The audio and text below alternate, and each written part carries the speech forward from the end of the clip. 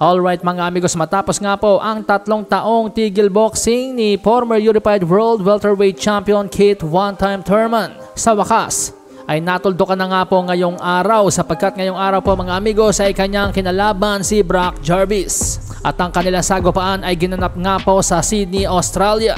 At ang nagwagi, walang iba kundi ang former Unified World Welterweight Champion Keith "One-Time" Thurman.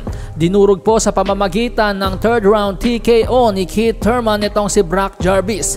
Pero maganda naman po ang naging panimula nitong si Brock Jarvis, kung saan parang nagpagpagpa ng kalawang muna itong si Keith Thurman. Pero yun nga lang po mga amigos, pagdating ng round 3 lumabas na ang sungay ni Keith Thurman at ipinakita ang layo ng kanyang level kay Brock Jarvis. Kumbaga sa salitang looban mga amigos, minama ni Keith Thurman itong si Brock Jarvis. Sa ngayon, nag-improve na nga po ang kartada ni Keith Thurman sa 31 wins, 1 loss with 23 knockouts.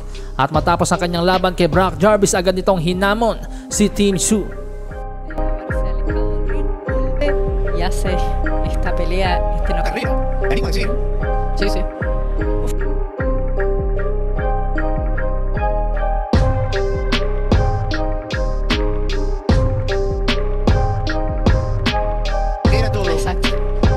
Iba a comentar eso, no como la experiencia.